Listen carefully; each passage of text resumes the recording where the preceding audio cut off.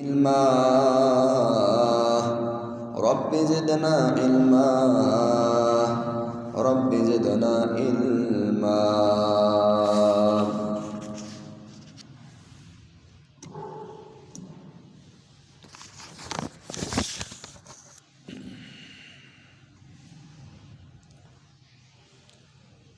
پاکیزگی، طہارت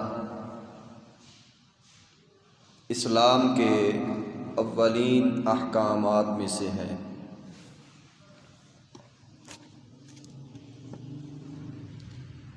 اللہ رب العزت نے پاکیزگی اور طہارت ہمہ وقت ہر حال میں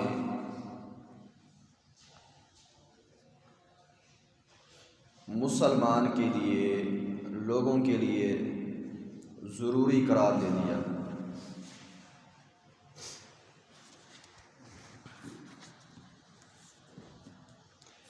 طہارت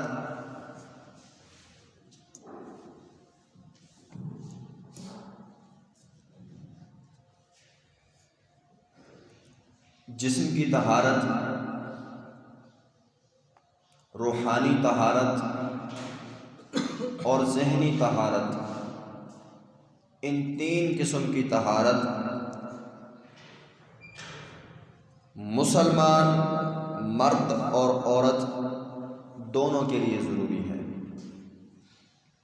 اس لیے اللہ رب العزت نے تمام عبادات سے پہلے طہارت اور پاکیزگی کے متعلق احکامات سمجھا دیے۔ کوئی عبادت کرنا چاہتے ہیں تو اس کے لیے آپ نے طہارت کیسے حاصل کرنی ہے وہ ہمیں رسول اللہ صلی اللہ علیہ وسلم کے ذریعے سمجھا دیے۔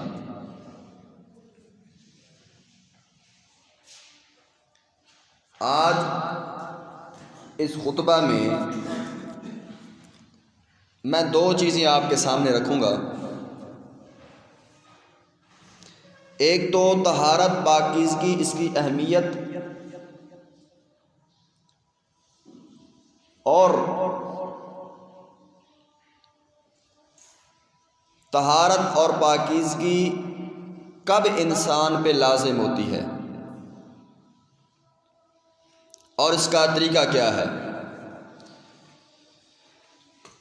سب سے پہلے ہمیں اس کی اہمیت کو سمجھنا چاہیے کہ یہ کتنی ضروری چیز ہے۔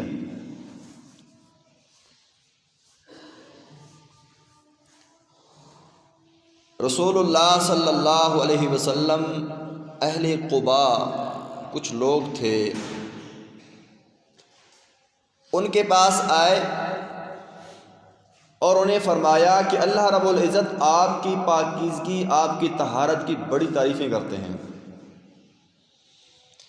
قربان جائیں جن کی تعریفیں کرنے والے اللہ رب العزت خود ہیں، اور وہ کوئی نئی مخلوق نہیں ہے، کوئی وہ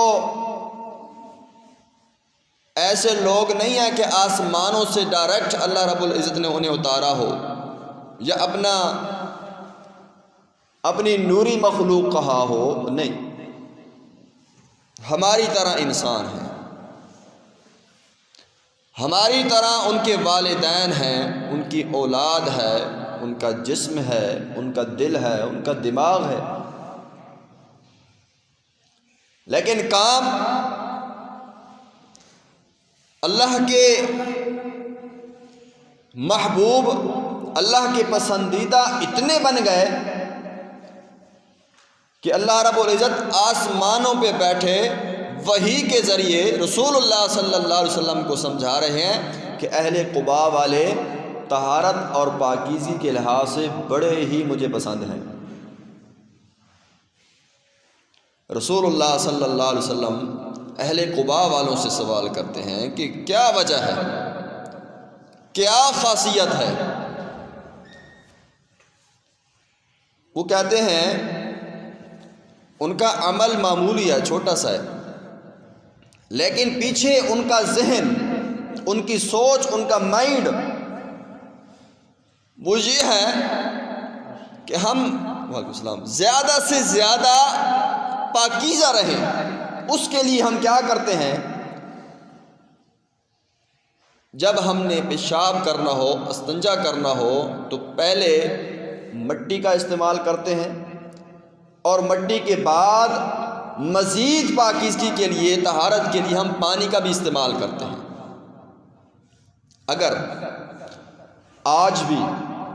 اگر کوئی بھی شخص، کوئی بھی بندہ صرف مٹی کا استعمال کرے، وہ پاکیزہ ہو جائے گا، طہارت اسے مل جائے گی۔ صرف پانی کا استعمال کرے، پاکیزہ ہو جائے گا، طہارت مل جائے گی۔ لیکن ان کے پیچھے سوچ یہ ہوتی تھی کہ کہیں کمی نہ رہ جائے، پاکیزگی کے اندر کہیں کمی نہ رہ جائے۔ وہ دو چیزیں استعمال کرتے تھے۔ آج بھی میں یہ نہیں کہتا آپ مٹی بھی استعمال کریں اور پانی بھی استعمال کریں، آپ ہر وقت گندگی سے بچنے کی کوشش کریں۔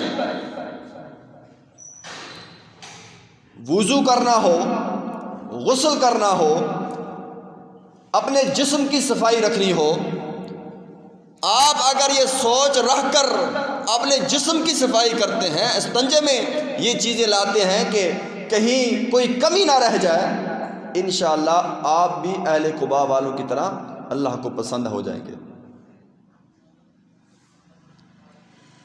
مقصد ان کا یہ تھا کہ ہم زیادہ پاکیزہ بنے رہیں، اور انہی کے متعلق اللہ رب العزت نے پھر سورہ توبہ کی آیت نمبر 108 اس کو نازل فرمایا فیہ رجال یحبون ان یتطہروا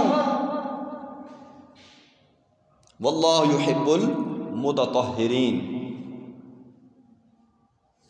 اللہ کا صرف یہ فرما دینا ہی کافی تھا، واللہ یحب المتطہرین، اللہ تعالیٰ پاک رہنے والے، طہارت حاصل کرنے والے اللہ تعالیٰ کو بڑے ہی پسند ہیں۔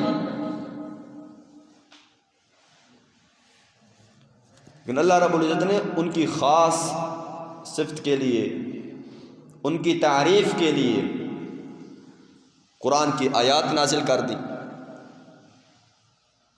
اب یہ صرف ان کا بتانا مقصود نہیں ہے، بلکہ آج ہم میں سے کوئی بھی اگر یہ خیال رکھتا ہے کہ میں زیادہ سے زیادہ پاکیزہ رہوں، طہارت میرے اندر رہے، جسمانی لحاظ سے، روحانی لحاظ سے، ذہنی لحاظ سے، ہر لحاظ سے میں پاکیزہ رہوں، تو انشاءاللہ ہم بھی انہی لوگوں میں سے، وہ بھی امت محمدیہ کے ہیں اور ہم بھی امت محمدیہ۔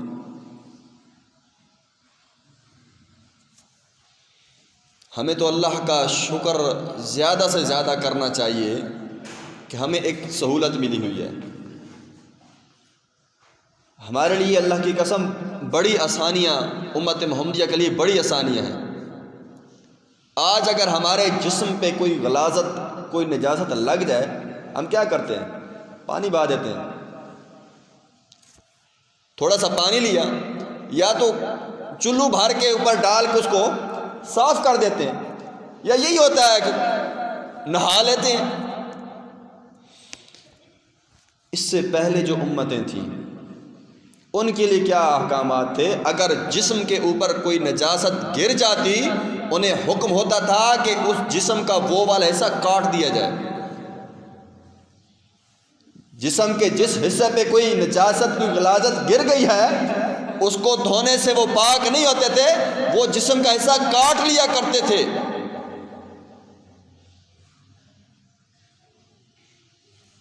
یہ اللہ کی ایک بہت بڑی سہولت ہے۔ پاک وہ بھی ہو جاتے تھے، آج صرف پانی بہانے سے پاک ہم بھی ہو جاتے ہیں۔ لیکن بد قسمت وہ لوگ ہیں جو اتنا بھی نہیں کر سکتے کہ پانی بہا لیں۔ ایسے بھی موجود ہیں جو پانی بہانے تک بھی ان کو سہولت، ان کو زحمت نہیں ہے کہ وہ پانی بہا کے اس کو صاف کر لیں۔ رسول اللہ صلی اللہ علیہ وسلم کا فرمان ہے مفتاح الصلاۃ، مفتاح الصلاۃ الطہور، جو پاکیزگی ہے، جو طہارت ہے، وہ نماز کی کنجی ہے۔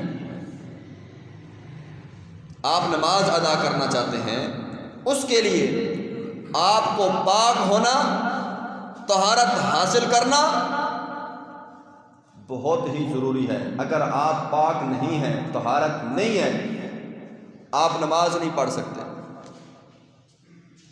اسی کو بھی ہم بہانہ بنا لیتے ہیں نا، کوئی پوچھے نماز کیوں نہیں پڑھی، میرے کپڑے ٹھیک نہیں ہیں، میں ٹھیک نہیں، اتنی کوشش نہیں کر سکتے کہ وہ نہا لیں، وضو کر لیں، کپڑے تبدیل کر لیں۔ اچھا، حیران کی ہوتی ہے کہ مرد ایسی باتیں کرتے ہیں، حالانکہ کپڑے مردوں نے نہیں دھونے ہوتے۔ انہی کپڑوں کی وجہ سے گھر والیوں کو بڑا ڈانٹتے ہیں، مجھے ہر روز کا استری کیا ہوا سوٹ ملنا چاہیے، ریڈی ہونا چاہیے، 2-3 سوٹ ایکسٹرا الماری کے اندر کھڑے ہونے چاہیے۔ نماز کی باری آتی ہے تو کہتے ہیں کہ کپڑے ٹھیک نہیں، شاید کہ کپڑے دھونے والی ڈیوٹی ہے اسی کی۔ خام خواہ کے یہ عذر، یہ بہانے، اللہ کی قسم یہ عذر، یہ بہانے دنیا میں لوگوں کے سامنے چل جائیں گے، اللہ کے سامنے چلنے والے نہیں ہیں۔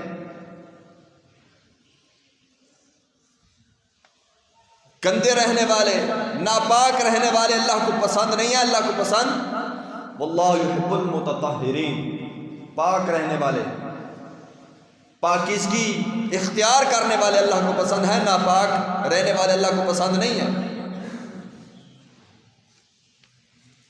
سورہ بقرہ کے اندر بھی رسول اللہ صلی اللہ علیہ وسلم سے سوال کیا گیا، یسألونک عن المحیض قل هو اذى فاعتزلوا النساء في المحیض، عورتوں کے مخصوص ایام کے بارے میں سوال کیا گیا۔ اس کے اینڈ پہ، اس آیت کے آخر میں بھی اللہ رب العزت فرماتے ہیں ان اللہ یحب التوابین ویحب المتطہرین، اللہ تعالیٰ بہت زیادہ توبہ کرنے والوں کو بھی پسند کرتے ہیں اور بہت زیادہ پاک رہنے والوں کو بھی پسند کرتے ہیں۔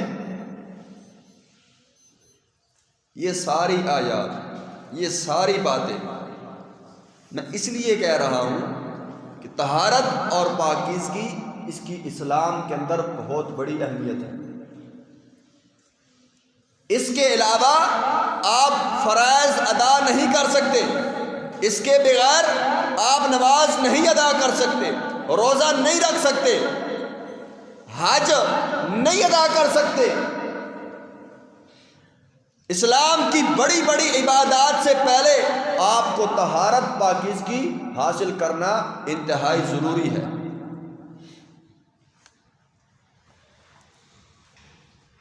اور اگر نہ کریں، ان کا خیال نہ رکھیں، ہر وقت منہ پہ ہو کپڑے خراب ہیں، نماز نہیں پڑھ سکتا، جمعے سے شروع کریں گے، عید والے دن شروع کریں گے، یا کوئی اور بہانہ، سب سے بڑی وجہ یہ عذر پیش کرتے تو کیا ہے؟ چھوٹا پیشاب کرتے وقت چینٹے پڑ گئے، اب کپڑے ناپاک ہو گئے، اب نماز نہیں پڑھیں گے، جب اس کو تبدیل کریں گے تب نماز پڑھیں گے۔ رسول اللہ صلی اللہ علیہ وسلم صحابہ کے ہمراہ قبرستان سے گزرے اور رسول اللہ صلی اللہ علیہ وسلم کا گھوڑا سواری بدکنے لگ گئی۔ اللہ کے نبی صلی اللہ علیہ وسلم صحابہ کرام سے فرماتے ہیں، 2 قبریں سامنے موجود تھیں، فرمایا ان دونوں کو قبر کا عذاب ہو رہا ہے، اور اتنی بڑی وجہ نہیں ہے ان کی،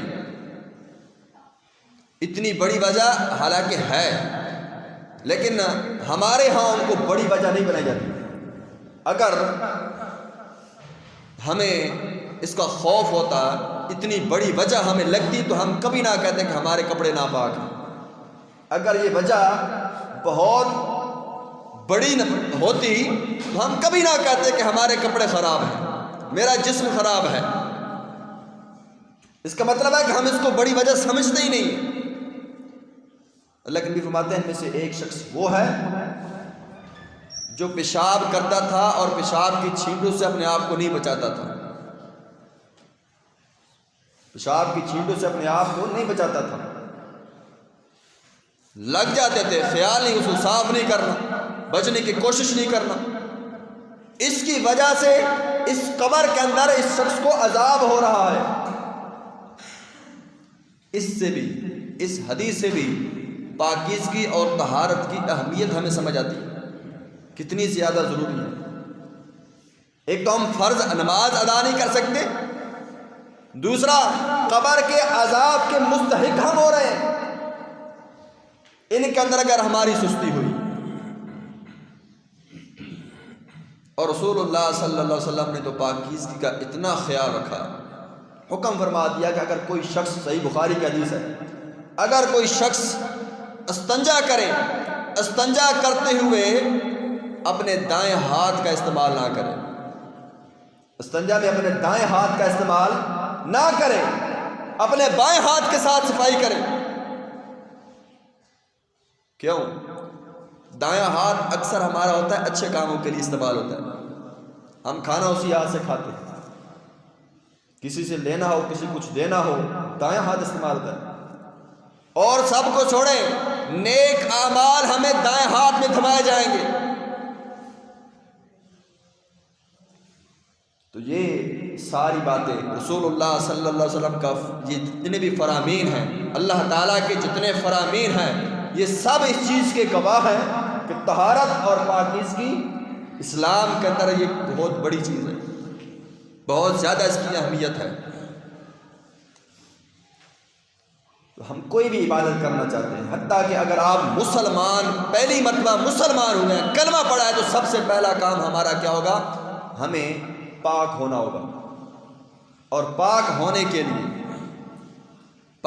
کے لیے سب سے ضروری چیز وہ غسل ہوتا ہے۔ کوئی بھی مسلمان اس وقت تک پاک نہیں ہو سکتا، اس وقت تک عبادت کے قریب نہیں جا سکتا جب تک وہ اپنے آپ کو پاک نہ کر لے۔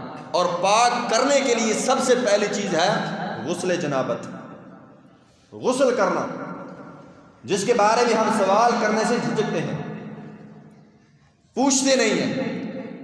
عمر بڑھ گئی ہے، شرم کی وجہ سے نہیں پوچھتے کہ پوچھنے والا پوچھ لے گا، جس سے پوچھا جا رہا ہے کہیں وہ ایسا نہ کہتے کہ آپ کو ابھی تک نہیں پتہ تھا، اس وجہ سے پوچھتے نہیں۔ سنی سنائی باتوں پر عمل کر کے وہ غلط طریقہ استعمال کر کے غسل کر رہے ہوتے ہیں، حالانکہ وہ طریقہ درست نہیں ہوتا۔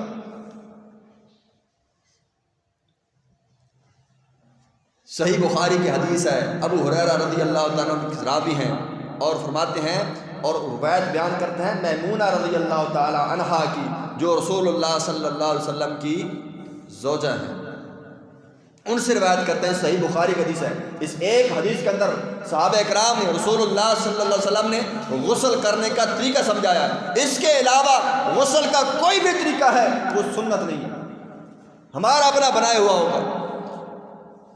آج ہم نے بڑے مشکل اس طریقے کو بڑا مشکل سمجھا ہوا ہے، سمپل سا طریقہ ہے جو رسول اللہ صلی اللہ علیہ وسلم، میمونہ رضی اللہ تعالیٰ بیان کرتی ہیں کہ اللہ کے نبی صلی اللہ علیہ وسلم غسل ایسے کیا کرتے تھے۔ اب ایسا نہیں ہو سکتا کہ اللہ کے نبی اپنے لیے عمل کچھ اور رکھتے اور ہمیں کچھ اور حکم دیتے۔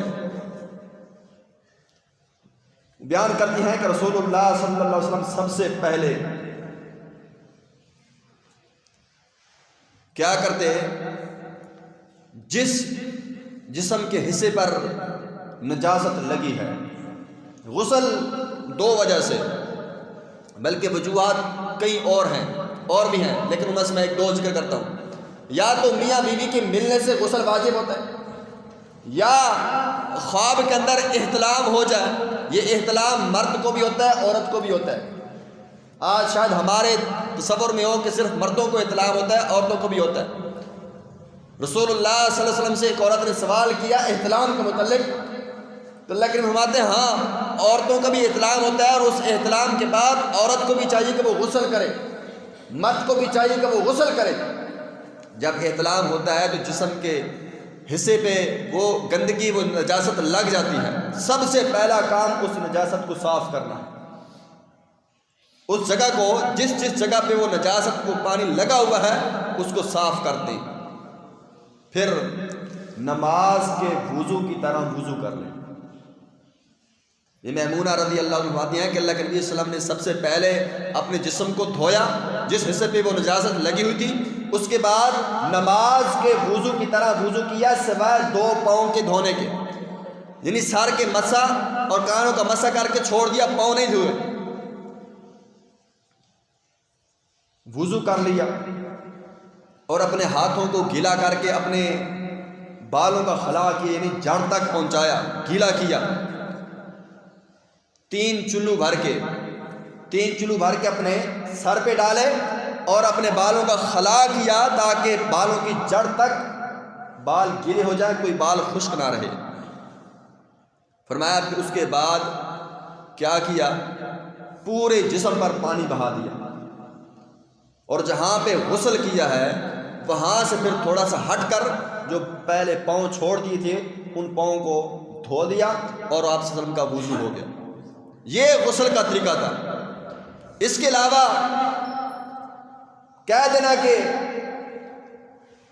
غرارے ناک میں پانی چڑھانا یہ وضو کے اندر شامل ہے، یہ ایکسٹرا چیز نہیں ہے غسل کے لیے کہ آپ کہیں کہ غسل کے لیے ناک میں زیادہ پانی چڑھانا چاہیے، غرغرے کرنی چاہیے، یہ غسل کا حصہ نہیں ہے، یہ وضو کا حصہ ہے۔ آپ چاہے نماز کے لیے وضو کریں چاہے غسل کے لیے وضو کریں، یہ غرارے، یہ ناک میں پانی چڑھانا یہ وضو کے اندر ہی ضروری ہے۔ جب نماز کے وضو کی طرح ہمیں کہا گیا تو یہ وضو کے اندر شامل ہو گئے ہیں، یہ طریقہ ہے۔ اس کے بعد آپ ہیں کہ اتنے بار، پہلے کئی میں نے یہ بھی سنا ہے کہ اتنے بار درود پڑھے، اتنے بار کون سی دعائیں پڑھیں تب بندہ پاک ہوتا ہے، یہ محض باتیں ہیں۔ درود آپ پڑھیں، کثرت سے پڑھیں، جتنا زیادہ پڑھیں اتنا کم ہے، لیکن یہ درود کا پڑھنا غسل کے لیے شرط نہیں ہے۔ غسل کے لیے شرط ہے کہ آپ بسم اللہ پڑھ کر وضو کریں، اور وضو کے بعد، غسل کے بعد، وضو کے بعد والی دعا ہے وہ دعا پڑھ لیں، آپ کا غسل ہو جائے گا، آپ پاک ہو جائیں گے۔ اگلے جمعے کے اندر، یہ وقت کم ہے، اگلے جمعے کے اندر انشاءاللہ میں آپ کے سامنے وہ کام ذکر کروں گا جن کاموں کی وجہ سے بندے پر غسل واجب ہوتا ہے۔ ان میں سے ایک چیز تو میں نے آپ کے سامنے ذکر کر دی، 2 چیزیں کہ احتلام کی وجہ سے غسل واجب ہو جاتا ہے، یا میاں بیوی کے ملنے کی وجہ سے غسل واجب ہو جاتا ہے۔ اس کے علاوہ بھی کافی ساری چیزیں ہیں، خاص کر عورتوں کے لیے کہ عورت کا خوشبو لگا کر باہر نکلنا یہ بہت سنگین گناہ ہے۔ یہ انشاءاللہ اگلے جمعے کے اندر ذکر ہوگا۔ اللہ سے دعا ہے صحیح معنوں میں عمل کی توفیق عطا فرمائے۔ وما علیہ